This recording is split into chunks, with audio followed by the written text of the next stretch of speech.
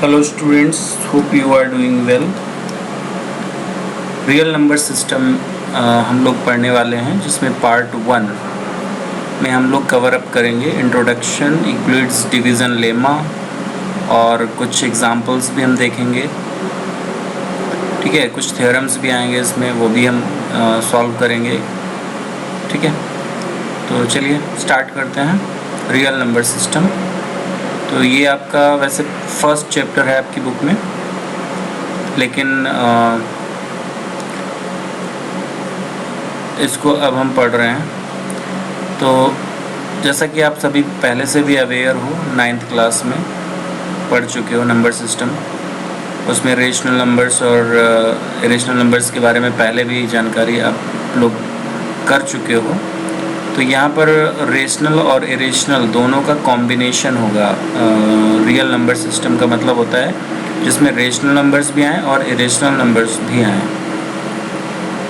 ठीक है, तो जैसे कि आप को पता है कि जो नंबर्स p/q के फॉर्मेट में होते हैं, जैसे 2/3, 5/4, -1.5, ये सभी जो है रेशनल नंबर्स हो जाएंगे। और जैसा कि ये लिखा हुआ है √3 और ये पाई लिखा है, तो ये इरेशनल नंबर्स होते हैं। ठीक है, तो सेट ऑफ रियल नंबर्स जो होगा उसको हम कैपिटल R से रिप्रेजेंट करते हैं। यहाँ पे ये हमारा कैपिटल R है, इससे रिप्रेजेंट करेंगे। And positive real number A corresponds to the point whose distance from the origin A units measured in the positive direction। ठीक है, अगर A पॉजिटिव है तो इसका मतलब ये हुआ कि जैसे मान लो ये नंबर लाइन हुई, तो मिडिल में यहाँ पे 0 रहता है, राइट हैंड साइड में यहाँ पे A पॉइंट रहेगा। तो ये डिस्टेंस पॉजिटिव, अगर A पॉजिटिव है तो राइट हैंड साइड में A होगा, A नेगेटिव है तो लेफ्ट हैंड साइड में A होगा। तो ये ओरिजिन से डिस्टेंस होती है बेसिकली, है ना, 0 से डिस्टेंस होती है। किसी भी नंबर का मीनिंग ये रहता है। जैसे 2 का मतलब यहाँ पर होगा कि 2 units from origin to right hand side in number line. ठीक है, तो ये तरीका इसमें रहता है, ज्योमेट्रिकली इंटरप्रेट करते हैं जब। And number 0 corresponds to the origin, the line is called a number line और रियल लाइन। ठीक है, तो नंबर लाइन जैसे पढ़ते थे वही चीज़ एक्चुअली यहाँ पर रियल लाइन बोली जाएगी। तो ये इसका जस्ट सिंपल इंट्रोडक्शन है, जो कि आप सभी पहले से पता है आपको। एंड अब हम यहाँ पर पढ़ेंगे Euclid's division lemma. Euclid's division lemma क्या होता है?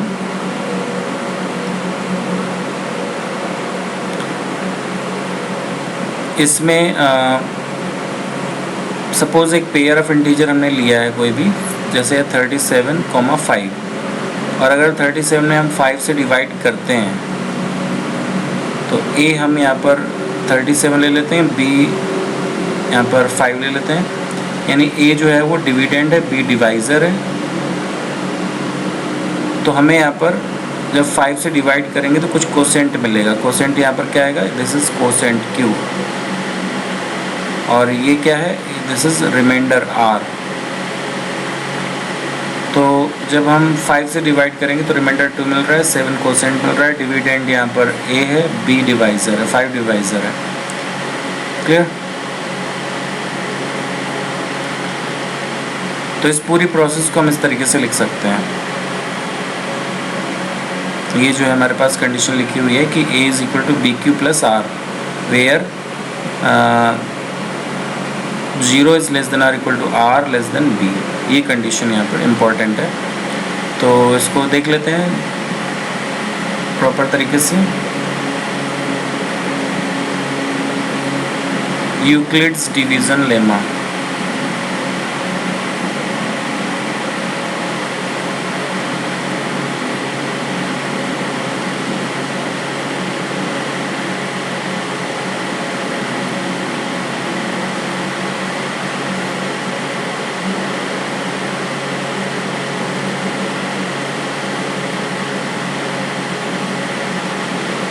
तो यूक्लिड्स डिवीज़न लेमा क्या कहता है? Let A be dividend B divisor, then there exists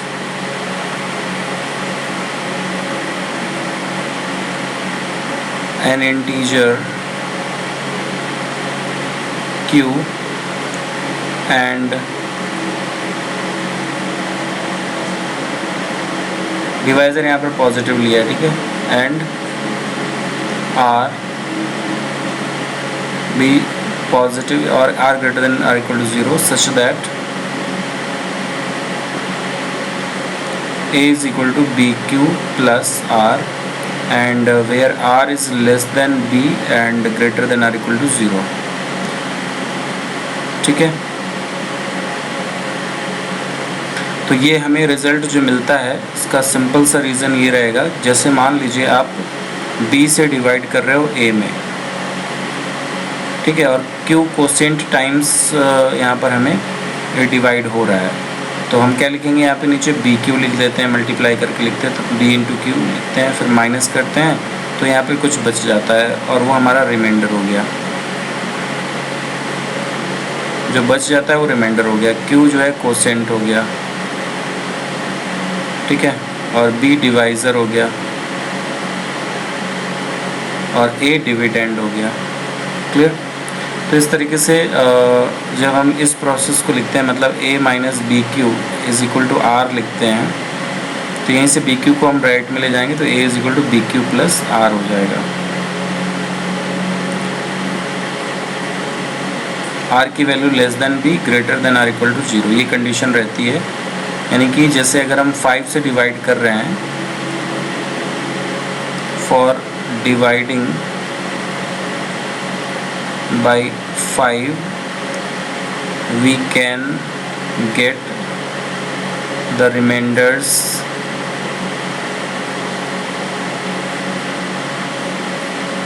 0, 1, 2, 3 and 4, ठीक है।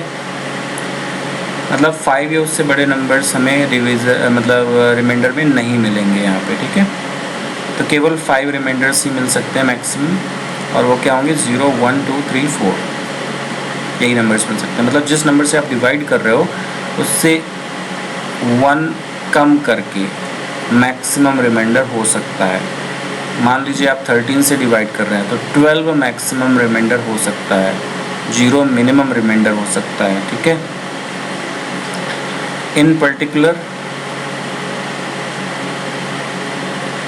अगर ऐसा हो जाए कि r की वैल्यू 0 आ जाती है तो क्या होगा, a is equal to B Q, मतलब क्या हुआ कि b डिवाइड्स a,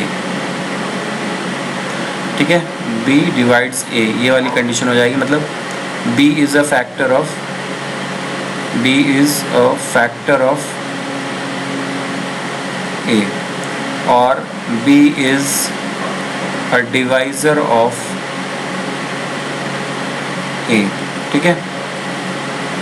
तो कई सारे तरीके से इसको लिख सकते हैं, बोल सकते हैं। तो कुछ कंडीशंस हैं कि quotient q is a positive integer and when a is greater than R equal to b, अगर b से बड़ा है a तो q पॉजिटिव इंटीजर रहेगा, और q is 0 when a is less than b, अगर b से छोटा है a, यानी कि जो डिवाइज़र है वो बड़ा हो जाए, डिविडेंड कम हो जाए, तो कोसेंट 0 हो जाएगा, ठीक है। Remainder r is a whole number whose value is less than b, तो अभी मैंने जो बताया था कि 0 less than R equal to r less than b रहता है, तो वो यही कंडीशन है। अब इसके बाद इसमें कुछ कंडीशंस हैं, तो उसके बाद पूछा जा रहा है कि q और r क्या हो, जैसे 47 है, 9 इंटू क्यू प्लस आर, तो q और r बताना है, तो 9 से डिवाइड करोगे 45 टाइम्स और 2 अलग हो जाएगा, तो 5 और 2 हो गया, q की वैल्यू 5, r की वैल्यू 2 हो गई। 17 से डिवाइड करेंगे इसमें तो 17 चौको 68, यानी 17 और 4, यानी कि q की वैल्यू 4 और r की वैल्यू 15 हो गई, ऐसे 15 5 75 एंड आर की वैल्यू उस केस में 0 हो जाएगी, तो 15 is a factor of 75 because, है ना। और ऐसे 7 इज इक्वल टू 37 है, जैसे 37 क्यू प्लस आर, तो क्यू की वैल्यू यहाँ पे 0 हो जाएगी, आर की वैल्यू 7 हो जाएगी। नाउ यूक्लिड्स डिवीज़न एल्गोरिदम, ये इम्पॉर्टेंट है यहाँ पर, क्योंकि यूक्लिड्स डिवीज़न लेमा तो आप लोग पहले पढ़ चुके हो, तो उसमें कुछ खास ज़्यादा नहीं है, वो तो फॉर्मूला पता है सभी को कि a is equal to B Q plus R, और r की वैल्यू 0 से बड़ी, 0 या 0 से बड़ी और b से छोटी रहनी चाहिए, ठीक है, और इंटीजर रहना चाहिए। लेकिन यूक्लिड्स डिवीज़न एल्गोरिदम क्या होता है, तो बेसिकली ये यूक्लिड्स डिवीज़न लेमा पर ही बेस्ड है, लेकिन प्रोसीजर इसका थोड़ा सा लेंदी रहता है, तो वो हम यहाँ पर समझ सकते हैं। और डिवीज़न एल्गोरिदम बेसिकली HCF या हाईएस्ट कॉमन फैक्टर कैलकुलेट करने में यूज़ किया जाता है, HCF कैलकुलेट करने में, ठीक है। तो इसमें 3 स्टेप हैं, यूक्लिड्स डिवीज़न लेमा अप्लाई करते हैं, a और b 2 नंबर्स हैं, होल नंबर्स, q और r, इस तरीके से हमें सर्च करना होता है कि a is equal to B Q plus R मिल जाए और 0 less than R equal to R less than b। उसके बाद if r is equal to 0 then b is the HCF of a and b, if r not equal to 0 then apply the divisional lemma to b and r, और continue the process till the remainder is 0. The divisor at this stage will be required HCF.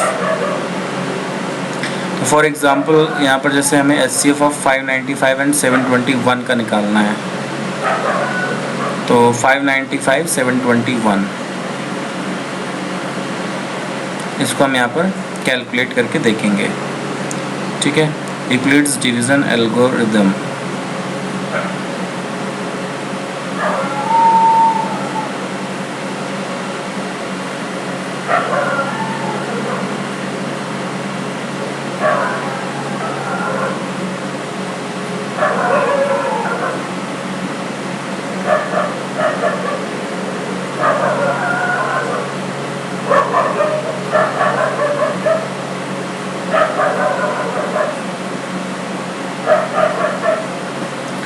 Euclid's division algorithm में जो formula होता है a is equal to B Q plus R, हर बार हमें यही बनाना होता है, ठीक है।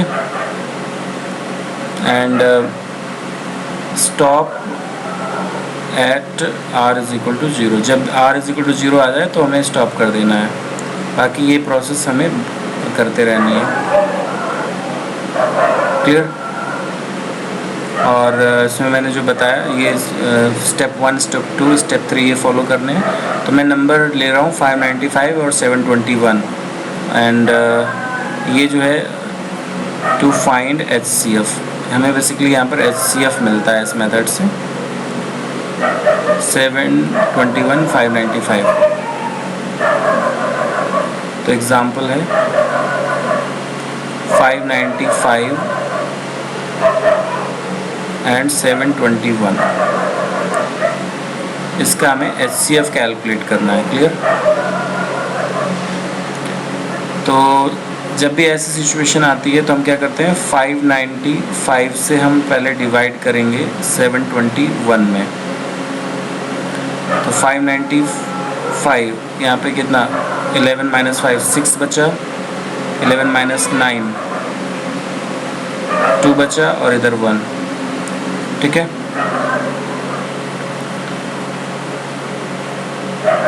तो जो ट्रेडिशनल मेथड है अगर हम इसमें जाते हैं तो 126 से फिर हम डिवाइड करेंगे 595 में,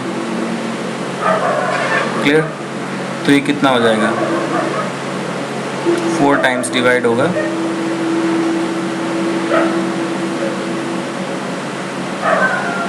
तो 4 और 50 यहाँ पर आ जाएगा, यहाँ पे बचा 1, यहाँ पर 91 से फिर डिवाइड करेंगे 126 में, तो 1 टाइम्स आएगा 91, तो इधर कितना हो गया 5 और इधर 3, 35 हो गया।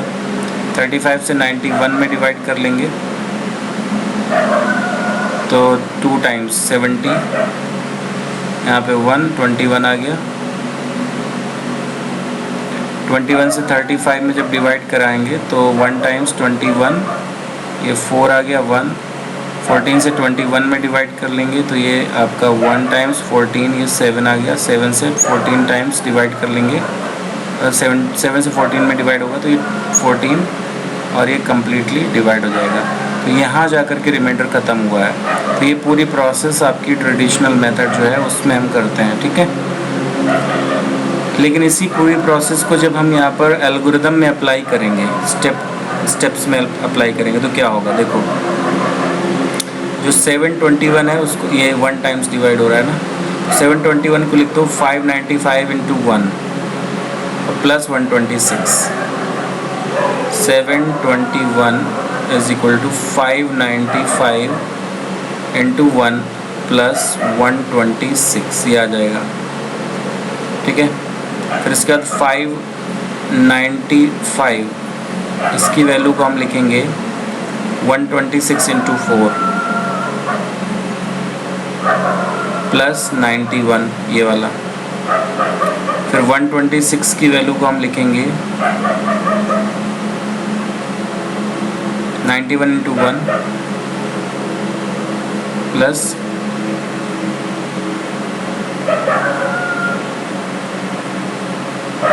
35।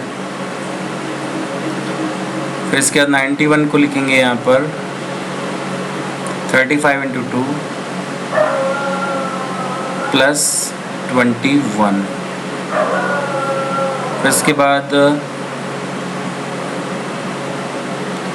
35 को लिखेंगे 21 इंटू 1 प्लस 14। 21 को लिख लेंगे बाद में 14 इंटू 1 प्लस 7। 14 को लिख लेंगे 7 इंटू 2 प्लस 0। तो देखो इस पूरे प्रोसेस में यहाँ पर जाकर के रिमाइंडर 0 हुआ है, तो in that case 7 is the quotient, 7 is the divisor, sorry this is the divisor, ठीक है। तो 7 is the divisor at that case whenever remainder is 0, तो 7 ही इसका जो है HCF हो जाएगा, 7 इसका HCF हो जाएगा। तो ये जो प्रोसेस है this is called division algorithm, और इसी प्रोसेस को हमने यहाँ पर इस मेथड से लिखा हुआ है, ठीक है। तो ये वाली मेथड आपको सिखाई जाती है पहले, लेकिन अब यहाँ पर हम इसी को एल्गोरिदम के फॉर्मेट में लिखेंगे, तो इस तरीके से लिख लेंगे, ठीक है।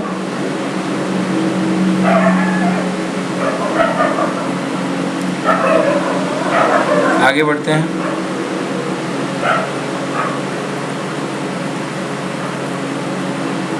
इसमें कह रहा है so that every positive even integer is of the form 2q and every positive odd integer of the form 2q plus 1 for some integer q।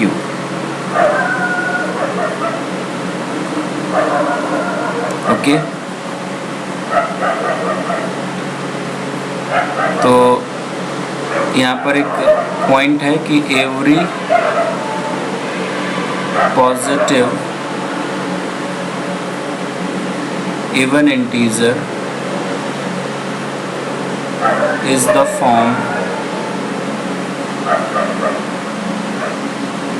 of 2k and every positive odd integer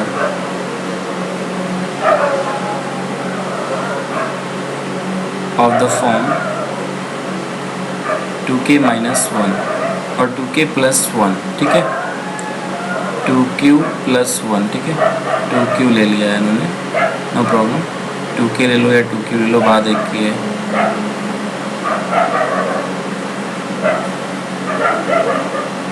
ये 2q और ये 2q plus 1, ठीक है।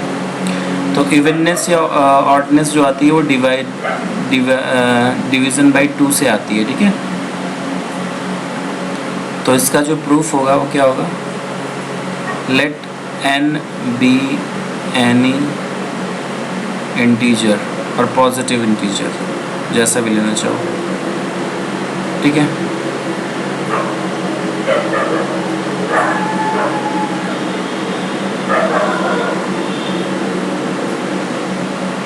तो on dividing by 2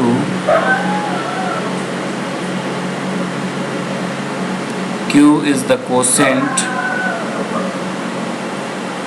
and R is the remainder.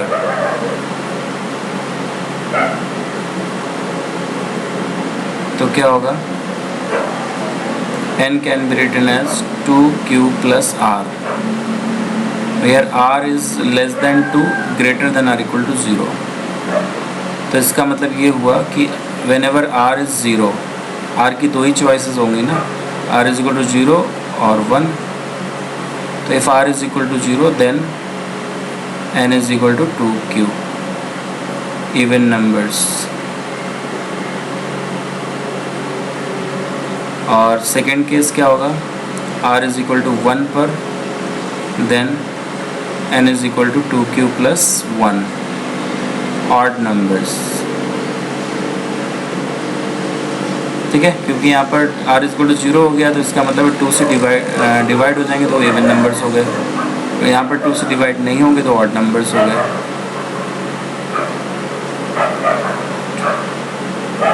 Clear?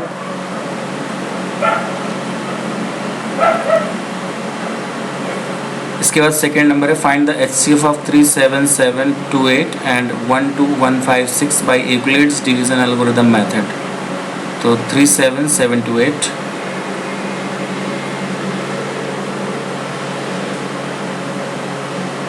HCF of 37728 and 12156, ठीक है, इन दोनों numbers का बाई यूक्लिड्स डिवीजन एल्गोरिथम.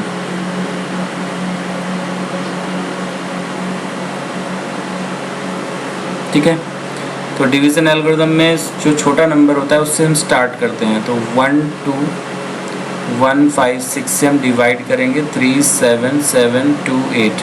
पहले जो हमारा ट्रेडिशनल मेथड है हम उसी मेथड से HCF काउंट करेंगे, फिर उसके बाद एल्गोरिथम बना लेंगे उसका. ठीक है, ये तरीका इसका बेस्ट रहता है, अदरवाइज इसमें सर्च करते रहोगे आप और उसमें प्रॉब्लम आएगी आपको बार बार. ठीक है, तो 12156 है तो ये 3 टाइम्स डिवाइड हो जाएगा. इसमें 3 से मल्टीप्लाई करा दो, 3 8 6 8, फिर 4 इधर आ जाएगा और इधर 36 आ जाएगा. 0 हो गया, इधर 6 बचा, इधर 2 बचा, इधर 1 बचा. तो 1260. अब 1260 से हम डिवाइड करेंगे 12156 में. ठीक है, तो ये कितनी बार जाएगा इसमें डिवीज़न? 9 टाइम्स तो जाना ही चाहिए. 9 टाइम्स यहाँ पर डिवीज़न होगा. मल्टीप्लाई करा दो, 0 तो 4 और 5 18, 5 23 11. यहाँ पर आ जाएगा 6, इधर 1, इधर 11 3 8 और बस इतना. तो 816 बचा. 816 से हम 1260 में डिवाइड करेंगे जब, तो कितना आएगा? 1 टाइम्स डिवाइड होगा 816. 4 इधर बचा, 5 - 1 4 बचा, 11 - 8 3 बचा. 344 से 816 में डिवीज़न होगा 2 टाइम्स. तो 88 एंड इधर 6. 16 - 8 8 आ जाएगा और इधर 10 - 8 2 आएगा और इधर 7 128. 344 में हमने डिवाइड किया फिर से 2 टाइम्स 56 256 यहाँ पर डिवाइड होगा तो इधर कितना आएगा? 8 और इधर 8. 88 128 में डिवीज़न होगा. ये बढ़ता जा रहा है नंबर. तो 1 टाइम्स 88, इधर बचा कितना 0 4, 40 से यहाँ पर 88 में डिवाइड कराएंगे, 2 टाइम्स हो जाएगा, फिर ये 40 80 बचेगा और 8 फाइनली 8 40 और 5 टाइम्स यहाँ पर, तो ये 40 डिवाइड होकर के फाइनली 0 हो जाएगा। ठीक है, तो 8 यहाँ पर HCF हमें मिल रहा है। लेकिन इस पूरी प्रोसेस को अगर हम देखें 8 इसमें मिल रहा है कि नहीं,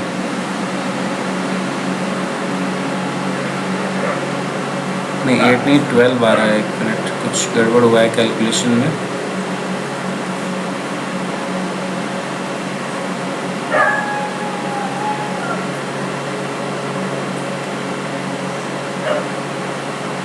एट 816 तक तो ठीक है, 372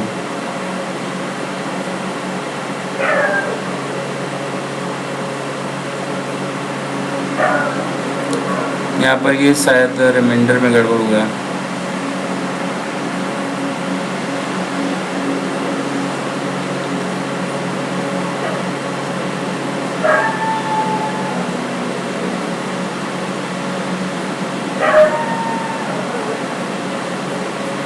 चार कैसे कितना भाई, हाँ अच्छा ये 444 रह जाएगा। ओके यहाँ पर मिस्टेक हो गई है, इसके बाद से पूरा गड़बड़ हो गया ये, तो वापस से देखते हैं। हाँ तो यहाँ पे बहुत ही केयरफुल रहना है। देखो यहाँ पे गड़बड़ हो गया तो पूरा गड़बड़ हो गया, तो 444 बचेगा यहाँ पे 816। तो अब ये 1 टाइम्स ही डिवाइड होगा, तो 444 6 - 4 2 बचा, 11 - 4 7 एंड 7 - 4 3 372 आएगा। 444 1 टाइम्स 372, यहाँ पर कितना हो जाएगा 2, इधर 7 और इधर 1 172 आ गया। चेक करते जाओ नहीं तो गड़बड़ ना हो जाए।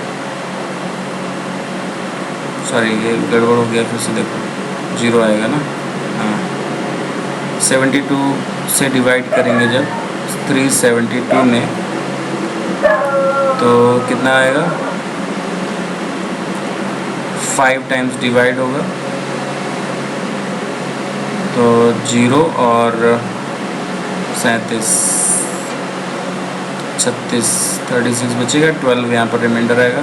12 से 72 में डिवाइड करेंगे तो 6 टाइम्स जाएगा और ये कम्प्लीटली डिवाइड हो जाएगा, तो HCF आ जाएगा आपका यहाँ पर 12। अब इस पूरे प्रोसेस को अगर हम एल्गोरिथम के फॉर्मेट में लिखेंगे तो बस इसी को जो किया है यहाँ पर वही लिखते जाएंगे। 3 7 7 2 8 जब पेपर में पूछा जाएगा तो आप ऐसे पहले रफली कर लेंगे, उसके बाद ये लिखते जाएंगे 1 2 1 5 6 × 3 और ये रिमाइंडर प्लस 1 2 6 0। फिर इसके बाद यहाँ पर आ जाते हैं 1 2 1 5 6 1 2 1 5 6 is equal to 1 2 6 0 × 9 1 2 6 0 × 9 and plus 816। फिर यहाँ पर आ जाते हैं 1260 इज इक्वल टू 816 × 1 प्लस 444। इसके बाद 816 इज इक्वल टू लिखेंगे 444 × 1 प्लस 372। इसके बाद 444 को लिखेंगे 372 × 1 प्लस 72। इसका 372 can be written as 72 × 5 plus 12। ठीक है, और बाद में 72 can be written as 12 × 6 plus 0। तो जैसे ही रिमाइंडर बचा 0, वैसे ही इस टाइम पे जो डिवाइज़र है तो यही हमारा HCF हो जाता है। Divisor is the HCF in that case whenever remainder is 0 in this process. तो ये डिवीज़न एल्गोरिथम हमने ऐसे लिखा है, लेकिन ये हमें ओरिजिनली इस टाइप से लिखना होता है, बट ये आप तभी लिख पाओगे जब इस टाइप से लिख लोगे, अदरवाइज़ प्रॉब्लम आएगी। बार बार आपको यहाँ पे सर्च करना पड़ेगा कि हम कितना लिखें। तो जब आप इस तरीके से डिवाइड करते चले जाओगे तो अपने आप कुछ भी सोचना नहीं है, डायरेक्टली बस लिखते जाना है। ठीक है, तो ये मेथड अप्लाई करना होता है इस टाइप के क्वेश्चंस में। और इसका थर्ड क्वेश्चन कह रहा है by Euclid's algorithm find the largest number which divide 650 and 1170। तो इसमें भी HCF ही कैलकुलेट करना है, 650 1170।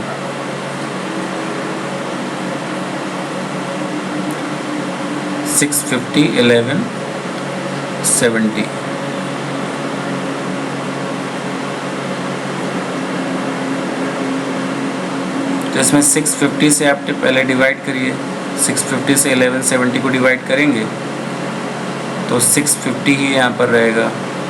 0 2 5, 520 से 650 में डिवाइड कर लेंगे। 1 टाइम्स 520, 0 3 1, 130 में से 520, तो ये 4 टाइम्स कम्प्लीटली डिवाइड हो जाएगा और आपका प्रोसेस ख़त्म हो जाएगा। ये आपका HCF आ गया, ठीक है, 130 आ गया। लेकिन जब हम डिवीज़न एल्गोरिथम लिखेंगे तो एल्गोरिथम में क्या होगा, इसी प्रोसेस को बस लिखना है यहाँ पे। तो 1170 कैन बी रिटन एज 650, यहाँ पे 1 टाइम्स होगा ना, इंटू 1 प्लस 520 ये वाला। फिर 650 को हम लिखेंगे 520 इंटू 1 प्लस 130।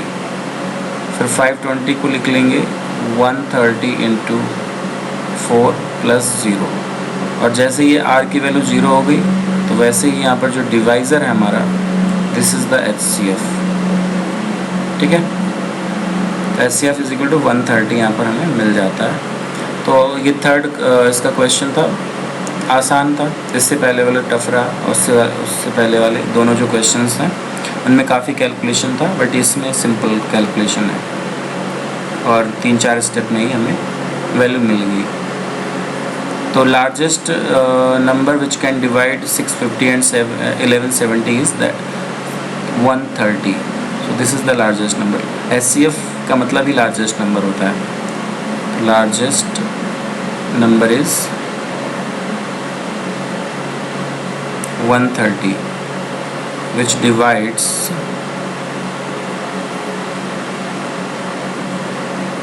650 and 1170,